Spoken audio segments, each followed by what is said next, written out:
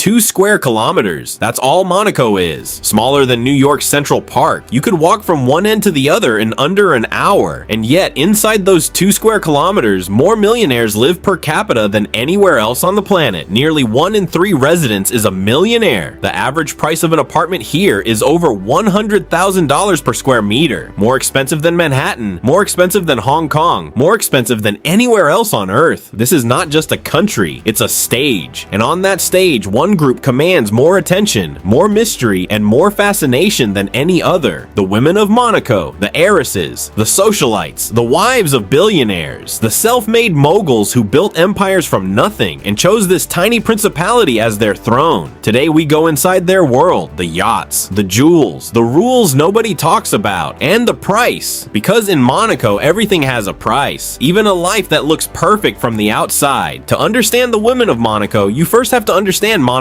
itself. It's a principality on the French Riviera, ruled by the Grimaldi family for over 700 years. It survived when other European monarchies fell because it made itself useful, first as a strategic port, then as something far more powerful, a place with no income tax. Since 1869, residents of Monaco have paid zero income tax. Not reduced, zero. That single policy changed everything. It turned a sleepy fishing village into a magnet for the wealthiest people alive. Formula One drivers moved here, tech founders moved here, oil heirs, diamond dynasties, shipping magnates, all of them funneled into this 2 square kilometer strip of Mediterranean coastline. And where extreme wealth concentrates, a particular kind of social world forms around it. A world built on appearance, access, and alliance. A world where women, in many cases, hold more real influence than the men whose names are on the yachts. Because behind almost every empire in Monaco, there is a woman deciding who gets invited to dinner and who doesn't. Consider the geography for a second, because it matters more than people think. Monaco is divided into a handful of districts, and where you live tells everyone exactly where you stand. Monte Carlo, with its casino and its Belle Epoque hotels, is the historic heart of glamour. Fontvieille, built on reclaimed land jutting into the sea, is newer, quieter, favored by families who want privacy without sacrificing the address. And then there's the Larvoto and the Carré d'Or, the Golden Square, where the very newest, very tallest towers sell apartments before construction even finishes, sight unseen, to buyers who've never once set foot in the country. A woman's building in Monaco functions almost like a title. Certain addresses carry more weight in casual conversation than a university degree would anywhere else. Ask someone where they live and you're really asking how long their family has been rich, and how visibly. The population itself is a strange mix. Only about a fifth of residents actually hold Monegasque citizenship. The rest are French, Italian, British, Russian, American, Middle Eastern, drawn here by the same zero tax promise that built the whole system. That means Monaco's high society isn't really one culture. It's dozens of them, overlapping, competing, occasionally colliding. French old money manners bumping against newer Gulf fortunes. British aristocratic reserve sitting at the same table as American entrepreneurial bluntness. The women who navigate this best are the ones who can move fluidly between all of it. Switching languages mid-sentence, switching social codes mid-conversation, always reading the room before they speak. Monaco's social calendar runs on a small number of women who function essentially as gatekeepers. They organize the charity galas that aren't really about charity. They're about seating charts. Who sits next to whom at the Red Cross ball determines business deals, marriages, and rivalries for the following year. A seat at the wrong table can end a friendship. A seat at the right one can open a door worth hundreds of millions. These women rarely appear in interviews. They don't need publicity, but publicity is for people trying to get into rooms they're not already in. The women who run Monaco's social scene were born into the rooms, or they married into them, or in a smaller number of remarkable cases, they built the business that put them there themselves. Their days follow a rhythm most people would find alien. Morning starts late, never before 9. A trainer arrives at the apartment because gyms are for people who don't have a view of the harbor to jog past instead.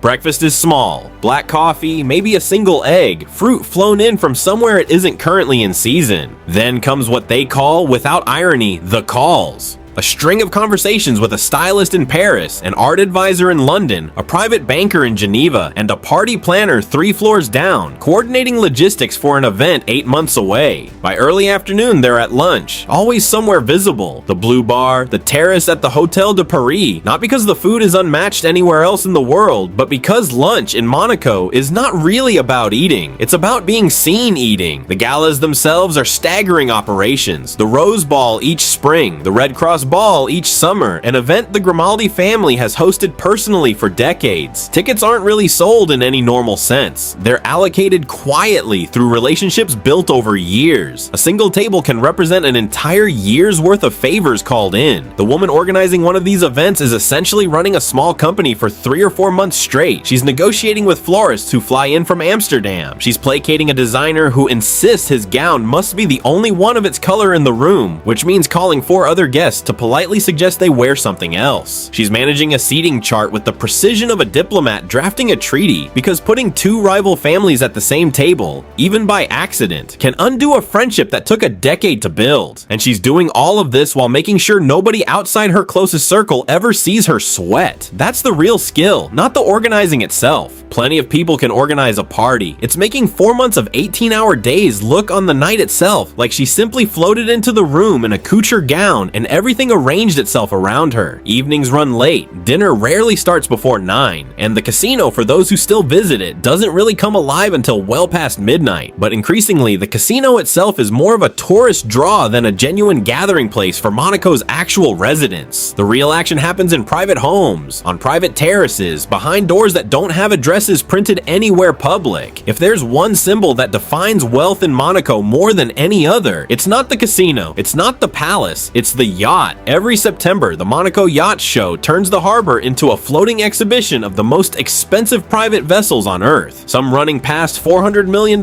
staffed by crews of 40 or more, with helicopter pads, underwater viewing rooms, and art collections worth more than most people's homes. For the women who move through this world, the yacht isn't just transportation, it's a second address. Entire summers are spent moving between Monaco, Sardinia, and Saint-Tropez without ever setting foot on land for more than a dinner reservation. There's an entire micro-industry built around this lifestyle. Private chefs who specialize exclusively in onboard catering, stylists who fly in for a single fitting, florists who redesign a yacht's interior florals every 48 hours because flowers apparently cannot be allowed to look anything less than freshly cut, and there's a hierarchy to it that outsiders rarely see. Whose yacht is bigger? Whose captain has the better reputation? Whose party that night has the DJ everyone actually wants to hear versus the DJ someone's husband insisted on booking? It sounds trivial. It isn't. In a world where nearly everyone already has everything money can buy, status shifts to the things that can't simply be purchased outright. Taste, access, and the ability to make something look effortless when it took a team of 12 to arrange. There's an entire vocabulary that comes with this life, one outsiders rarely hear. A dayboat is the smaller vessel used for quick trips to a beach club, so the main yacht never has to move for something as minor as lunch. A shadow boat is a second, less glamorous vessel that trails behind the main yacht carrying the jet skis, the extra staff, the security detail, because the primary yacht's silhouette has to stay clean for photographs. Even the swimwear follows a hierarchy. A woman arriving at a beach club in Monaco or nearby Cap Ferrat rarely wears the same swimsuit twice in a season among the same social circle. Not because of vanity alone, but because being photographed in last year's suit signals, however unfairly, that something has changed in the family's fortunes. In a world this observant, even fabric becomes a kind of financial disclosure. The August Exodus is its own ritual. By the first week of the month, much of Monaco's permanent social scene relocates almost entirely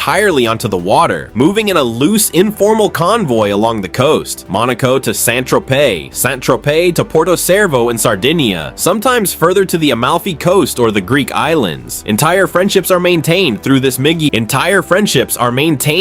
migration. The same 20 or 30 families running into each other at the same anchorages, year after year, their yachts recognizable to each other from a mile out. For a woman raising children in this world, summer doesn't mean camp or a family cabin. It means a floating household with a private tutor on board, because school doesn't stop just because the family is somewhere in the Tyrrhenian Sea. Not every woman in this world married into money. Some were born holding the deed. The heiresses of Monaco occupy a strange position. They didn't build the fortune, but they're expected to protect it, grow it, and eventually pass it on. All while the public assumes they've done nothing to deserve any of it. Many of them respond to that assumption the same way, by working quietly in family offices that manage the fortune behind the scenes. Far from the tabloid image of women who do nothing but shop, a significant number of Monaco's wealthiest women sit on the boards of the very companies that made their families rich, sometimes running divisions worth more than most countries' GDP. The pressure is enormous, and it starts early. Marriages are still, in some of these families, discussed in terms that sound closer to a merger than a romance. Which family? Which fortune? Which reputation? Prenuptial agreements here aren't unusual. They're standard, often running hundreds of pages, drafted by teams of lawyers in 3 different jurisdictions. And there's a loneliness to it that rarely makes it into the glossy photographs. Friendships are hard to trust when you can never be entirely sure whether someone likes you or your bank balance.